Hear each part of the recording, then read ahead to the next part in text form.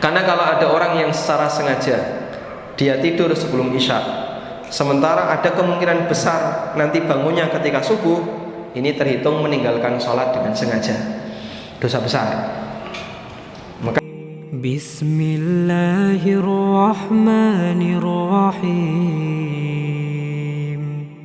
Puji syukur kita haturkan kehadirat Allah Subhanahu wa ta'ala. Dialah zat yang telah memberikan kita penjagaan, sehingga Allah menjadikan kita orang yang dalam kondisi sehat fisik dan sehat rohani. Bagian dari bukti Allah memberikan kita kesehatan rohani, Allah jaga kita dari akidah yang menyimpang, dari fitnah, syubhat dan syahwat, sehingga kita dijadikan oleh Allah sebagai muslim ahlu sunnah. Dan bagian dari penjagaan fisik, Allah Subhanahu wa ta'ala jauhkan kita dari corona. Ada yang terinfeksi di sini? Tidak ada ya, walhamdulillah. Dan suasana di Jogja masih sangat tenang, tidak sebagaimana kondisi seperti di ibu kota. Orang sudah mulai ramai untuk menimbun makanan dan aneka kebutuhan. Kita tenang-tenang saja karena ayam masih banyak insya Allah. Baik, sebelum membahas materi, saya ingin mengingatkan sedikit terkait masalah sutra. Kita tadi memperhatikan beberapa jamaah ketika sholat qobliyah lebih memilih di shaf yang ketiga atau shaf yang kedua, sehingga posisi sholatnya jauh dari sutra. Padahal Nabi SAW menekankan agar ketika kita sholat perhatian terhadap sutra. Nabi SAW pernah bersabda, la tusallu illa ila sutra. Janganlah kalian salat kecuali menghadap ke sutra. Wal yadnu minha, dan mendekatlah ke arah sutra. Bahkan sahabat Ibnu Mas'ud radhiyallahu anhu pernah menyebutkan salah satu di antara tindakan sembrono yang dilakukan oleh muslim, yang dilakukan oleh seorang muslim adalah ketika dia sholat dan tidak perhatian terhadap sutra. Salah satu minal jafa. Ada 3 hal yang merupakan tindakan sembrono. Di antaranya adalah ketika sholat tidak mendekat ke sutra. Karena itulah dulu para sahabat ketika melaksanakan sholat, mereka berebut sutra, berebut tiang atau bagian depan masjid. Kalau mereka nggak dapat tiang, maka mereka berusaha untuk mendekat ke depan agar menghadap ke dan mendekat ke tembok. Kemudian barangkali ada yang punya pemahaman, bukankah ujung sajadah adalah sutra? Karena dia sudah membentuk garis, sehingga kita bersutrah dengan garis. Jawaban tentang ini disebutkan juga di Bulughul Maram, tapi bagian akhir dari kitab sholat. Saya mohon maaf jika ini saya dahulukan. Hadis dari Abu Hurairah radhiyallahu anhu. Rasulullah sallallahu alaihi wasallam pernah bersabda, "Idza shalla ahadukum falyaj'al tilqa'a wajhihi syai'an. Fa illam yajid falyansib asan. Fa illam yakun falyakhutta khattan. Tsumma la yadurruhu man marra baina yadayhi." Kalau kalian salat, maka hendaknya dia mendekat ke sesuatu di depannya. Falyaj'al tilqa'a wajhi syai'an, dia jadikan ada sesuatu di depannya, entah bentuknya barang, tas atau meja atau apapun. Fa illam yajid, kalau dia enggak menjumpai sesuatu yang bisa ditaruh di depannya sebagai sutra, falyansib asan, maka hendaknya dia tancapkan tongkat. Fa illam yakun, kalau dia enggak nemu tongkat, nyari ranting nggak nemu, apalagi di masjid ya, mau ditancapin di mana? Boleh pakai itu pembatas, tapi itu hanya baru dipasang oleh DKM sebagai tanda bagi wilayah orang yang sholat. Kalau nggak nemu yang lain apa? Baru beliau mengatakan fa illam yakun falyakhutta khattan. Kalau nggak nemu yang lain, barulah dia kasih garis di depannya. Tsumma la yadurruhu man marra baina yadayhi. Setelah itu kalau ada orang yang lewat di depannya nggak ngefek. Berarti sutra garis itu pilihan yang ketiga, terakhir. Kalau nggak nemu orang duduk, nggak nemu tiang, nggak nemu tembok, nggak punya tas untuk dipasang di depan, tidak ada benda yang bisa dijadikan sebagai sutra, barulah kita boleh bersutra dengan garis. Untuk lingkungan Masjid Suciati, kita cukup mudah menemukan pilihan pertama maupun pilihan yang kedua, sehingga sebisa mungkin sebelum kita sholat, perhatikan bagian ini mendekat ke arah sutra. Tayyib. Agar ini menjadi perhatian sebagai bukti bahasanya kita ingin mengamalkan sholat sesuai dengan sunnah Nabi Sallallahu Alaihi Wasallam. Berikutnya kita kembali ke hadis yang pertama di bab sholat. Kemarin sempat kita baca, namun belum selesai untuk kita berikan penjelasan. Dari sahabat Abdullah bin Amr bin As radhiyallahu anhuma, beliau dan ayahnya dua-duanya sahabat, Abdullah bin Amr ibn As. Abdullah bin Amr sahabat, Amr ibn As juga sahabat. Dan beliau masuk Islam bareng dengan ayahnya. Dan ada satu yang menarik antara Abdullah dengan Amr ibn As, selisih usia antara Abdullah dan Amr kurang lebih 10 tahun. Bapak sama anak selisih usianya 10 tahun. Sehingga nikah di usia 10, usia 11, atau nikah di usia 9, usia 10 sudah punya anak. Cepat balik ya. Kalau di tempat kita usia segitu nikah, nanti kena undang-undang pelindungan anak. Baik. Dan Abdullah ibn Amr ibn As termasuk di antara sahabat yang diizinkan oleh Nabi Sallallahu Alaihi Wasallam untuk menulis hadis beliau. Sampai Abu Hurairah radhiyallahu anhu pernah mengatakan, lam yakun ashabun Nabi Sallallahu Alaihi Wasallam ahfadhu minni ila Abdullah. Enggak ada sahabat Nabi Sallallahu Alaihi Wasallam yang lebih sempurna hafalannya dibandingkan aku selain Abdullah. Li'annahu ya'i bi kitabih. Karena beliau menghafalkan hadis itu dengan catatan, menjaga hadis Nabi SAW dengan cara dicatat. Sementara sahabat yang lain gak ada yang nyatet. Dan itu dikumpulkan jadi satu, menjadi sebuah sahifah yang disebut dengan sahifah as-sadiqah. Dan sahifah ini hilang, namun pernah dibaca oleh cucu beliau yang bernama Syuaib bin Muhammad. Kemudian oleh Syuaib disampaikan kepada anaknya yang bernama Amr bin Syuaib. Dan dari situlah sampai ke kita. Ada yang masuk dalam riwayat Abu Dawud, ada yang masuk dalam riwayat Muslim, ada juga yang masuk dalam riwayat Tirmidzi dan yang lainnya, menyebar ke beberapa buku hadis-hadis yang sampai ke kita. Nabi Sallallahu Alaihi Wasallam bersabda, waktu zuhri idza zalati syamsu wa kana dhillur rajuli katulihi ma lam yakhduril asra. Waktu salat duhur dimulai sejak matahari tergelincir. Kapan matahari tergelincir, Pak? Kapan matahari tergelincir? Ketika posisi matahari berada di sebelah barat bayangan, sebelah barat benda. Kalau matahari tepat di atas benda, namanya waktu apa?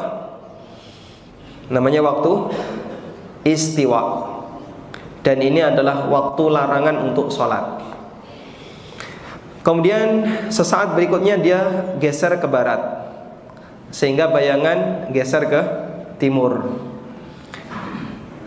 Berapa kurang lebih jaraknya? Jaraknya kurang lebih 15 menit.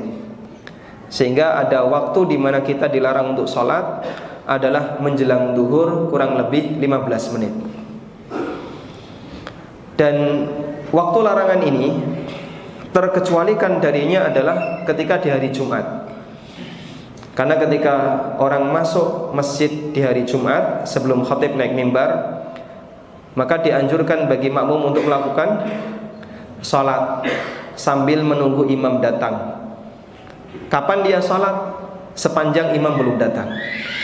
Sehingga kalau misalnya Jumatan dimulai di Jogja jam 12, sementara duhur di bulan Juli atau di bulan September duhur jam setengah 12.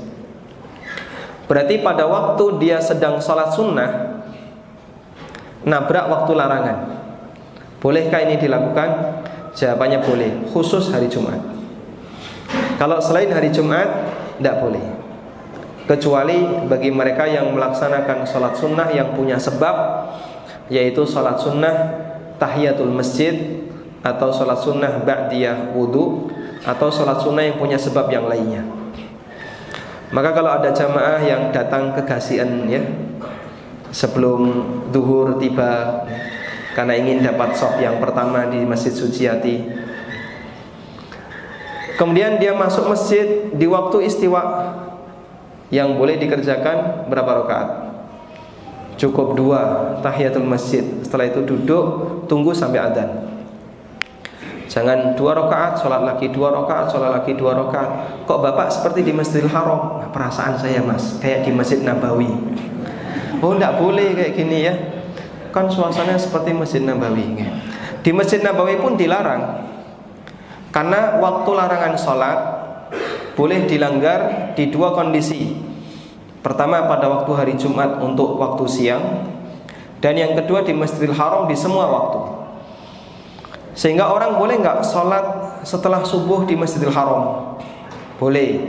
Setelah asar boleh, karena Nabi SAW pernah mengatakan, ya bani Abdi Manaf, la tamna'u ibadallah. Wahai bani Abdi Manaf, janganlah kalian melarang para hamba Allah untuk melaksanakan sholat dan tawaf di Masjidil Haram. Sehingga hadis ini dijadikan dalil bahwa pelaksanaan sholat di Masjidil Haram itu tidak ada waktu larangan, boleh kapanpun. Tapi kalau di Masjid Nabawi aturan ini enggak berlaku. Sehingga bolehkah sholat sunnah di Masjid Nabawi, sholat sunnah mutlak di Masjid Nabawi di waktu larangan? Enggak boleh. Pelanggaran yang sering terjadi adalah masuk raudhah setelah subuh terus sholat sunnah. Padahal sholat sunnahnya sholat sunnah mutlak, itu enggak boleh. Dan ada fatwa yang disampaikan oleh Dewan Fatwa Syabakah Islamiyah yang berpusat di Qatar, bahwasanya sholat sunnah setelah asar dan setelah subuh di raudhah bagi mereka yang tidak melaksanakan tahiyatul masjid hukumnya dilarang, karena ini termasuk di antara mengerjakan sholat sunnah di waktu larangan, sebagaimana sholat sunnah di Suciati atau Al-Hidayah atau masjid-masjid yang lainnya. Wa kana dhillu rajuli katulihi ma lam yaqduril asra. Dan batas terakhirnya adalah ketika bayangan seseorang tingginya sama seperti tinggi bendanya, panjangnya sama seperti tinggi bendanya, selama belum masuk waktu asar. Dikurangi apa kemarin? Dikurangi pengaruh bayangan karena posisi utara dan selatan matahari. Sehingga ketika matahari berada di selatan seperti saat ini, maka di situ ada bayangan tambahan, maka ini tidak dihitung. Yang dihitung adalah bayangan sisanya. Wa waqtul asri ma lam tasfarra syamsu, dan waktu asar selama matahari belum menguning. Kemarin sudah kita jelaskan, jika matahari sudah kuning, ada orang yang secara sengaja mengerjakan sholat di waktu itu tanpa uzur, maka dia berdosa. Wa waqtu sholatil maghribi ma lam yaghibi syafaq, dan waktu maghrib selama mega merah belum hilang di ufuk barat. Wa waqtu sholatil isya ila nisfil lailil awsat, dan waktu salat isya sampai pertengahan malam. Wa waqtu sholatis subhi min tulu'il fajri ma lam tatlu'i syams, sedangkan waktu salat subuh sejak terbit fajar sampai matahari, sebelum matahari terbit. Hadis riwayat Muslim. Ada penjelasan tentang waktu sholat dalam Al-Quran. Ayat ini umum dan barangkali Bapak Ibu sudah banyak yang menghafal. Bisa disebutkan bunyi ayatnya. Penjelasan tentang waktu sholat dalam Al-Quran. Nggak ada hadiah ya. Kurang semangat untuk jawab. Allah berfirman, aqimis salata liduluki syamsi ila ghasaqil laili wa qur'anal fajri inna qur'anal fajri kana mashhuda. Tegakkanlah salat liduluki syamsi, sejak matahari mengalami duluk, maksudnya adalah sejak matahari tergelincir, ila ghasaqil lail, sampai tengah malam, wa qur'anal fajri, dan kerjakanlah Quran di waktu fajar. Yang dimaksud Quran di waktu fajar adalah salat subuh. Kenapa disebut Quran di waktu fajar? Karena dianjurkan ketika salat subuh untuk membaca inna a'tainakal kautsar. Kesimpulan yang salah ya.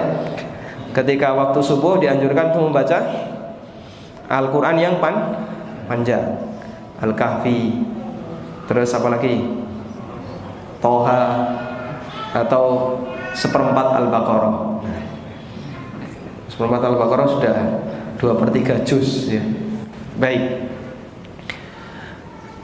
Imam Ibnu Utsaimin mengatakan, dohir dari ayat ini menunjukkan dari 5 waktu sholat itu 4 gandeng, 1 terpisah. 4 gandeng, 1 terpisah. 4 gandeng itu mulai mana? Liduluki syamsi, sejak matahari tergelincir, ila ghasaqil lail, sampai tengah malam. Berarti zuhur, asar, maghrib, isya nyambung. Wa qur'anal fajr, dan sholat subuh di waktu fajar. Yang ini terpisah. Kemudian beliau menyimpulkan dari ayat ini, berarti sholat subuh itu dipisahkan dengan sholat yang lain. Artinya apa? Batas akhir sholat isya itu sampai tengah malam, bukan sampai subuh. Batas akhir sholat isya itu sampai tengah malam, bukan sampai subuh. Sehingga kita bisa lihat, subuh sampai duhur ada nggak sholat wajib? Tidak ada. Subuh sampai duhur leren, tidak ada sholat wajib. Maka demikian pula agar subuh ini terpisah dengan sebelumnya, berarti tengah malam sampai subuh tidak ada sholat wajib. Makanya sholat wajib di situ untuk isya batas akhirnya adalah ila ghasaq al-lail, sampai tengah malam. Dan ini pendapat yang dipilih oleh mazhab Hambali dan sebagian ulama Syafi'iyah. Karena itu kalau orang mengerjakan sholat isya lebih dari tengah malam, maka dia mengerjakan sholat isya di waktu darurat. Hanya berlaku bagi mereka yang punya udzur dan tidak boleh dilakukan secara sengaja. Wallahu a'lam. Selanjutnya kita akan sambung ke hadis berikutnya. Wa an Abi Barza al-Aslami, kana Rasulullah sallallahu alaihi wasallam yusalli al-asra thumma yarji'u ahaduna ila rahlihi fi aqsal madinati wasyamsu hayya wa kana yastahibbu an yu'akhkhira min al-isha wa kana yakrahu an-nawma qablaha wal haditha ba'daha wa kana yanfatilu min salatil ghadati hina ya'rifu ar-rajulu jalisahu wa yaqra'u bis-sittin ila al-mi'ah, muttafaqun alaih. Abu Barza al-Aslami radhiyallahu anhu, beliau lebih dikenal dengan kunyahnya daripada nama aslinya. Nama asli beliau adalah Nadlah bin Ubaid. Nadlah bin Ubaid. Dan beliau termasuk di antara orang yang masuk Islam di awal, pernah mengikuti perang Khaybar, penaklukan kota Mekah, penaklukan Taif, dan beliaulah yang membunuh Abdullah bin Khattal ketika peristiwa penaklukan kota Mekah. Pada waktu itu Abdullah bin Khattal sudah berlindung di kiswah Ka'bah, namun karena perintah Nabi SAW, siapa yang ketemu Abdullah bin Khattal dimanapun dia berada, bunuh dia, karena dia murtad dan dia memberikan hinaan kepada Nabi SAW yang sangat parah dan tidak beliau maafkan. Beliau meriwayatkan bahwasanya Nabi SAW terbiasa sholat asar. Selesai sholat, makmum pulang ke rumahnya fi aqsal Madinah, di ujung kota Madinah. Jaraknya berapa kilo? Kuba itu 5 kilo. Kuba itu 5 kilo. Apakah sudah ujung? Wallahu a'lam. Dia pulang fi aqsal Madinah, di ujung kota Madinah, wasyamsu hayyah, sementara matahari masih menyengat. Berarti suasana masih panas. Dan daerah sana kan jarang mendung ya. Sehingga meskipun sudah masuk asar, bahkan dipakai untuk berjalan selama jarak sekian kilo, matahari masih terasa panas. Yang ini menunjukkan bahasanya Nabi SAW mengerjakan sholat asar di awal waktu, tidak ditunda. Sehingga beliau tidak menunggu sing ning sawah mulai dhisik, sing ning kebun dinteni sik, sing gek melaut dinteni sik, tidak. Tapi beliau laksanakan tepat waktu. Maka jangan sampai lebih mendahulukan dunia kemudian menunda pelaksanaan sholat asar. Wa kana yastahibbu ayu akhira minal isya, dan beliau suka untuk mengakhirkan sholat isya. Mengakhirkan sholat isya sehingga dikerjakan di akhir waktu. Ada yang mengatakan di sepertiga malam pertama, ada yang mengatakan di pertengahan malam. Ada khilaf dalam masalah ini. Dan wallahu alam, insyaallah pendapat yang lebih kuat adalah di pertengahan malam. Dan ini dilakukan oleh Nabi sallallahu alaihi wasallam agar para sahabat mendapatkan pahala yang lebih besar. Karena selama mereka menunggu pelaksanaan sholat, mereka dihitung sedang melaksanakan sholat. Meskipun cuma duduk ya, dolanan HP ya, maksudnya yang ada di sini ya, bukan Umar dolanan HP. Meskipun cuman diam, orang yang menunggu sholat itu dihitung sedang melaksanakan sholat.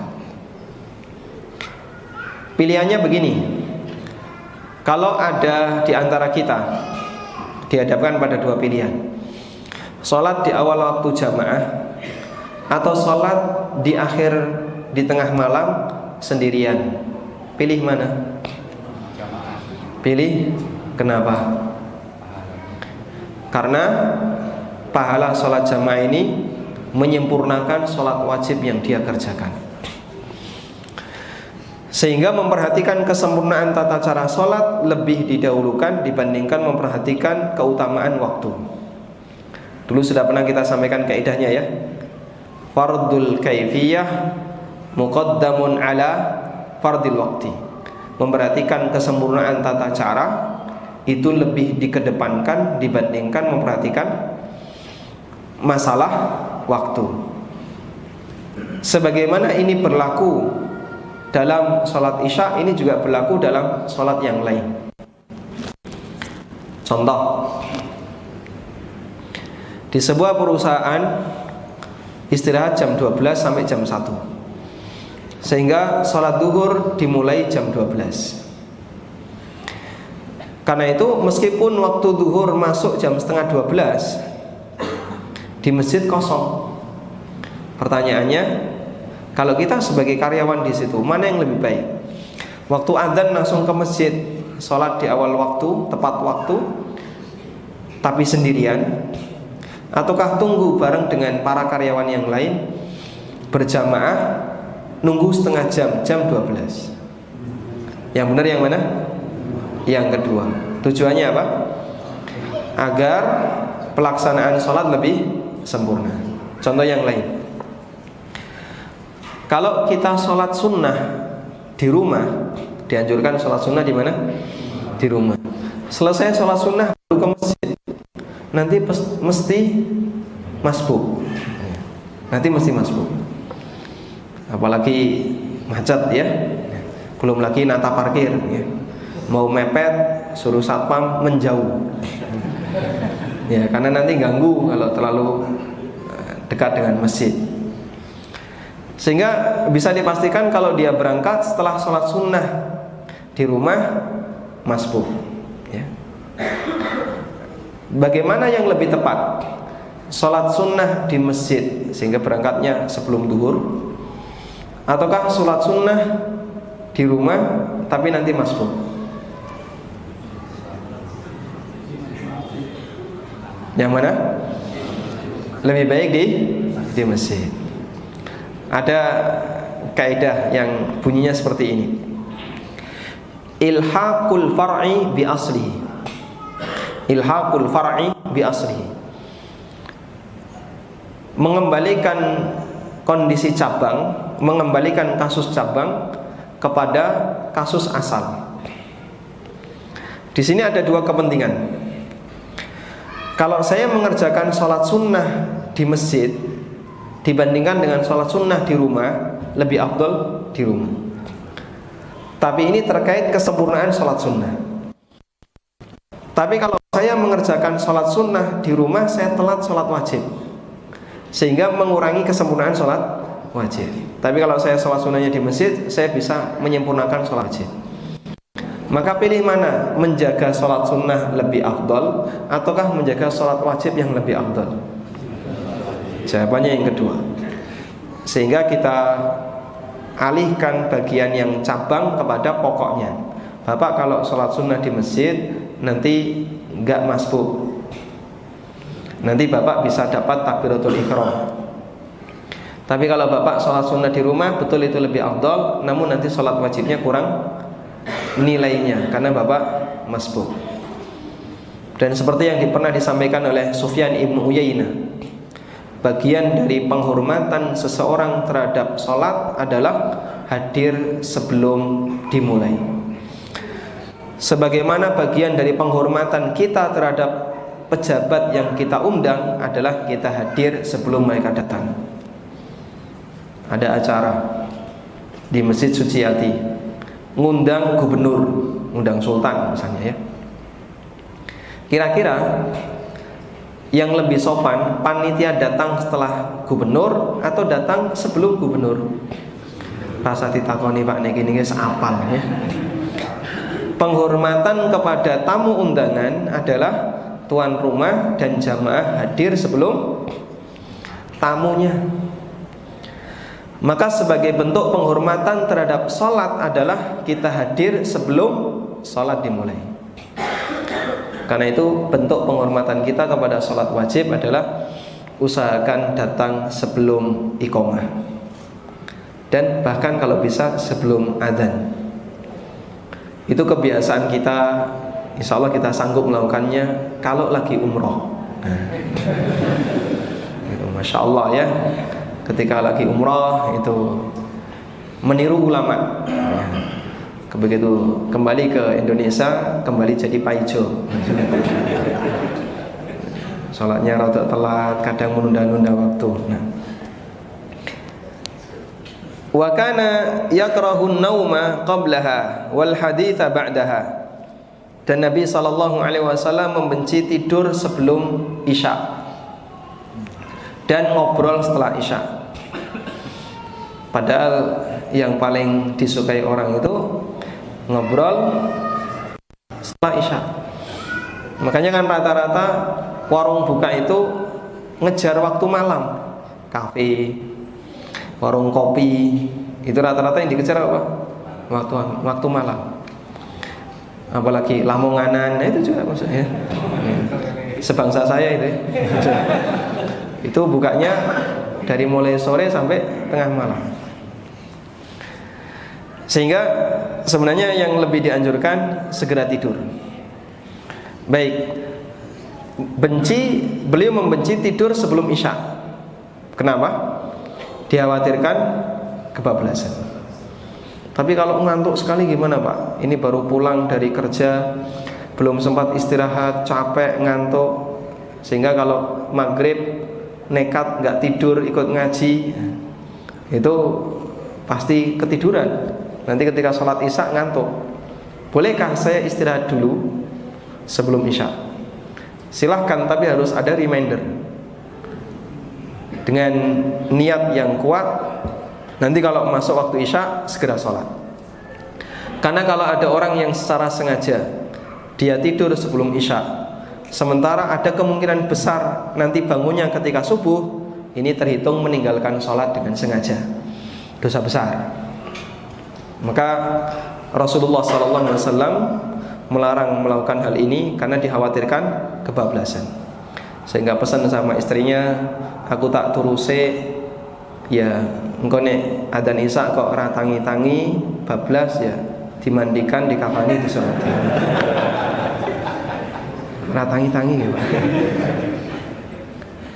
Wal haditha ba'daha, dan beliau juga memakruhkan ngobrol setelah Isya. Ada satu rahasia yang menarik begini. Potensi terbesar manusia maksiat itu di awal malam. Dulu sampai sekarang. Kalau dulu hiburan ketika orang sebelum tidur itu khamr atau gerenengi orang lain. Sekarang hiburan orang sebelum tidur wallahu a'lam, semua orang tahu ya. Sehingga untuk mencegah terjadinya potensi seperti ini, Nabi SAW menyarankan jika dicegah dengan membaca Quran mungkin masih gatalan. Jika dicegah dengan misalnya baca buku, barangkali masih ada peluang-peluang dan celah-celah gagal. Tapi dicegah dengan wes kowe turu wae. Daripada nanti terjadi maksiat, lebih baik tidur. Sehingga dengan cara seperti ini ada pencegahan untuk memicu terjadinya maksiat di awal malam. Kalau dia sudah bangun jam 3, insya Allah tidak ada keinginan untuk maksiat. Nek tangi ya, nek tangi. Nah, tapi biasanya bablas sampai adzan. Ini bagian dari hikmah Rasulullah SAW meminta kepada kita agar tidur cepat, agar nanti bisa bangun lebih awal sehingga bisa melakukan tahajud. Wa kana yanfatilu min salatil ghadati hina ya'rifu rajulu jalisahu, dan beliau selesai melaksanakan salat subuh ketika seseorang sudah mulai mengenal jalisnya. Jalis itu yang berada di samping tempat duduknya. Sehingga ketika salat subuh Rasulullah SAW memulai di waktu masih gelap. Ini dengan asumsi nggak ada lampu, suasana gelap gulita. Ketika orang kumpul di masjid, noleh ke kanan dan ke kiri, nggak kenal sebelahnya siapa. Baru mulai kenal selesai salat subuh. Oh ternyata samping saya ini si A, si B. Tapi waktu mulai salat subuh, karena remang nggak kenal. Waktu remang seperti ini disebut dengan waktu ghalas. Disebut dengan waktu ghalas.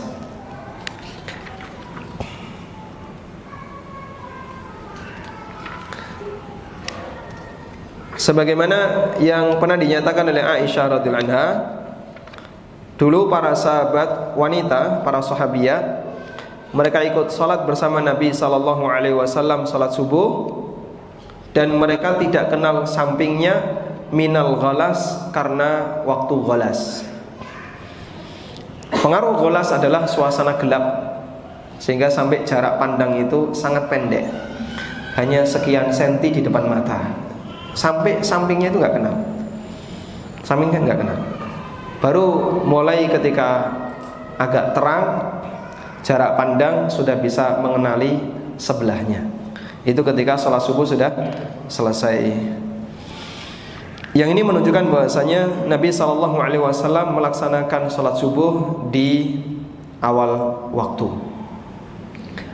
Dan hadis ini dijadikan alasan oleh sebagian ulama untuk mengatakan bahwa sholat subuh dimulai sejak terbit fajar, dan waktu terbit fajar itu suasana masih sangat gelap, sehingga fajar itu tidak membuat kondisi lingkungan terang, tapi ada garis putih di ufuk timur, cuman kanan kiri masih gelap ya. Karena ada yang memberikan definisi fajar itu ketika terbit sudah mulai terang. Itu keliru, itu bukan fajar, kelebihan fajar. Ya.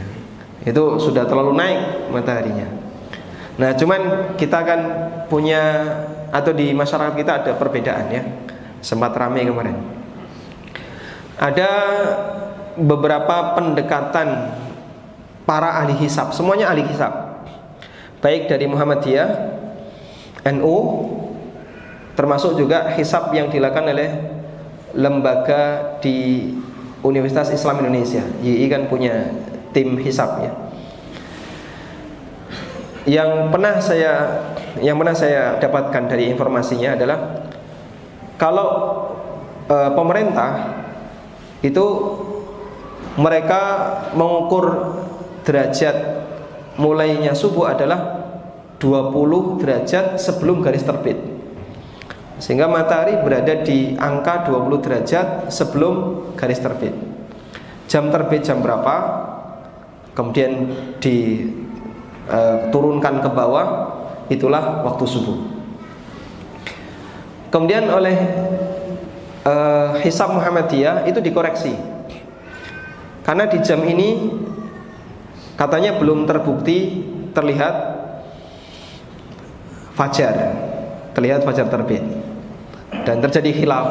Ada dua tokoh dalam hal ini, yang satu Profesor Tono yang dari Muhammadiyah, yang satu Profesor Thomas yang beliau hasil hisabnya diambil oleh pemerintah.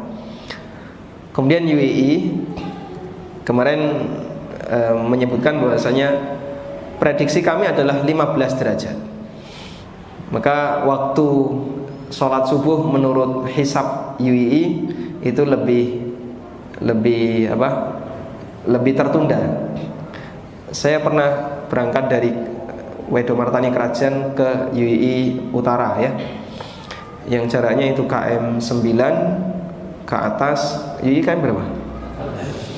14. Berarti 5 kilo plus ke timurnya 3 kilo, 8 kilo.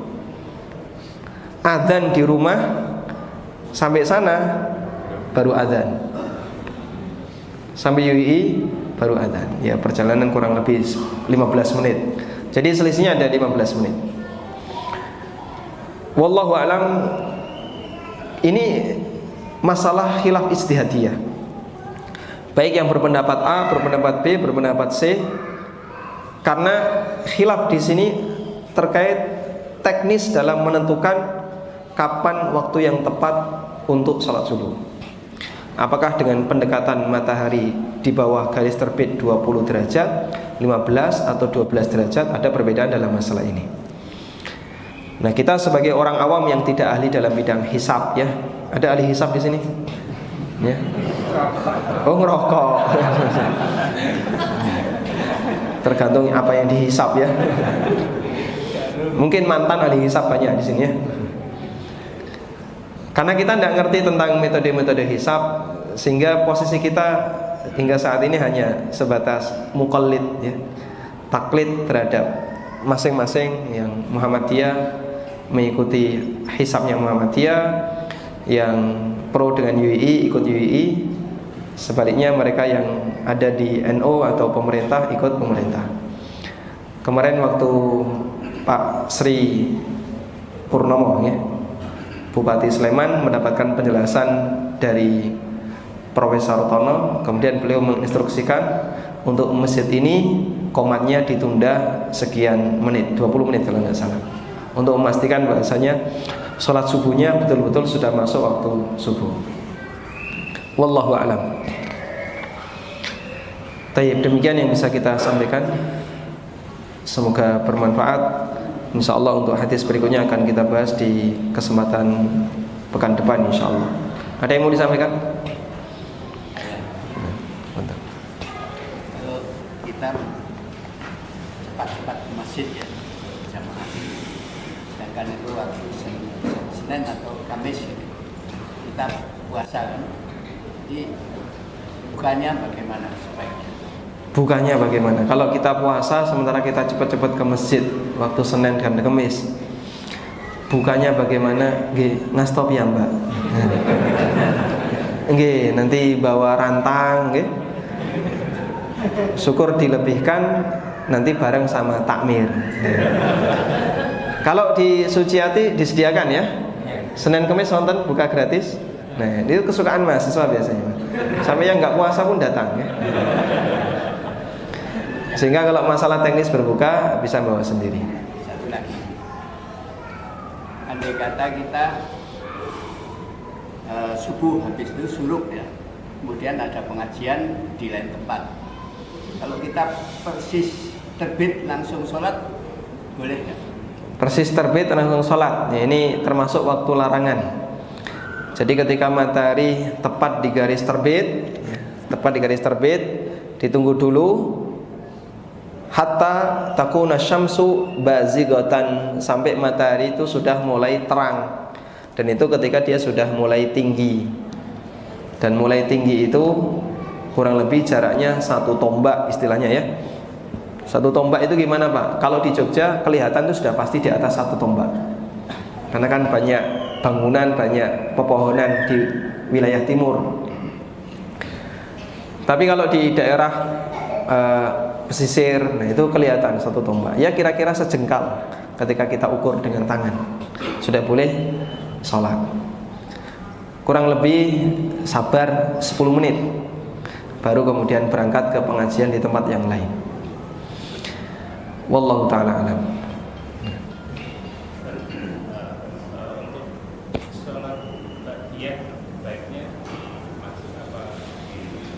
Untuk sholat ba'diyah sebaiknya di masjid atau di rumah? Sebaiknya di rumah. Kecuali kalau ditunda nanti lebih sering gagal dibandingkan berhasilnya ya. Misalnya rumah Anda jauh dari masjid ini, saya tak sholat ba'diyah di rumah. Coba dititeni, kok nek mampir warung nggak lali ya. Nah, daripada nanti sering gagal, maka sebaiknya dilakukan ketika lagi semangat. Karena kalau jedanya lama, apalagi rumahnya jauh, begitu sampai rumah ketemu anak bojo, ketemu panganan, lali ya. Baik. Waalaikumsalam warahmatullahi wabarakatuh. Sholat sudah lewat tengah malam, tidak sah. Saya tidak mengatakan tidak saya. Baik, waktu darurat. Jadi boleh bagi mereka yang punya uzur. Kalau nggak punya uzur, kata Ibnu Qudamah, hukumnya sama seperti orang yang sholat asar di waktu ketika matahari sudah kuning, yang disebut oleh Nabi SAW sebagai sholatnya orang munafik. Fawailun lil musallin alladzina hum an salatihim sahun. Cilaka wong-wong sing sholat, yaitu orang yang sholat tapi lalai. Melalaikan apa? Waktunya, rukun rati gatekne, wajibnya nggak diperhatikan, wudunya salah, sehingga ketika dia sholat malah berdosa, disebabkan karena dia mengurangi batas minimal untuk bisa disebut sholat yang sah, atau dia meremehkan waktunya ya.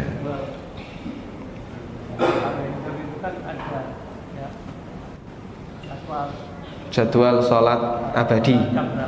Nggih. Saat itu sudah ada ketentuannya. Seandainya itu kita melewati dari jadwal itu bagaimana?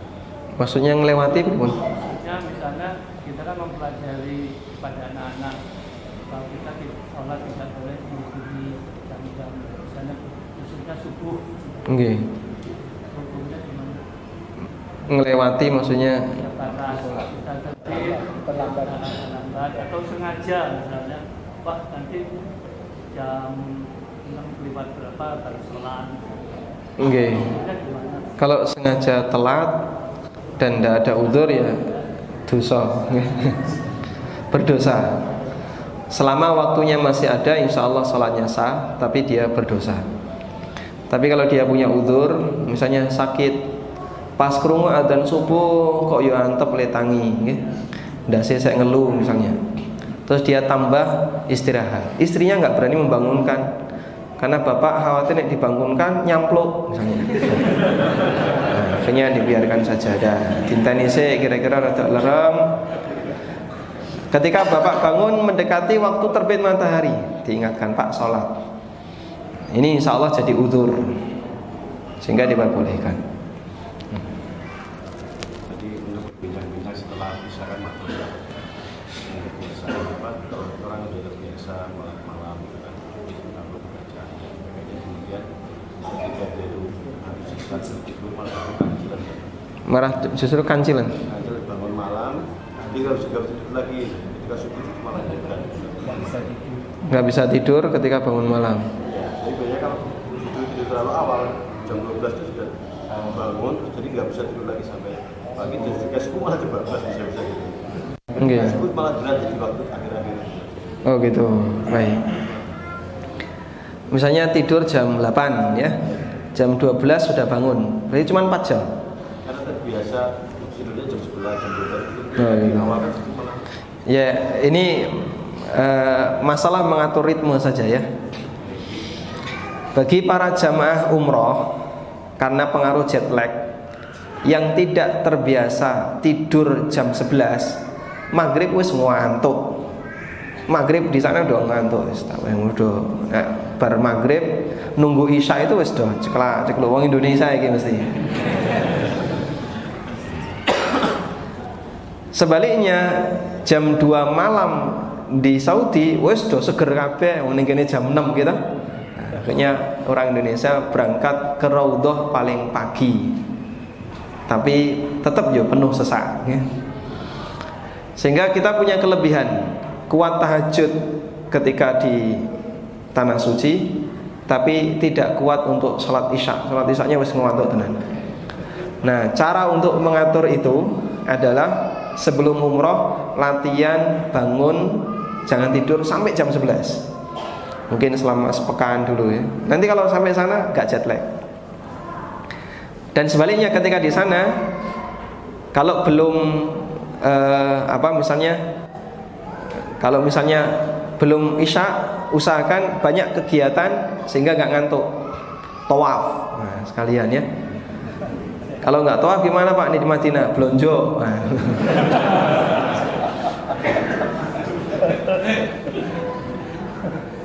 Biar dia nanti nggak ngantuk. Nah itu untuk mengatur nggak jet lag. Terus nanti kalau pulang jet lag lagi. Sebenarnya jet lag pulang itu karena pengaruh dia bangunnya terlalu awal.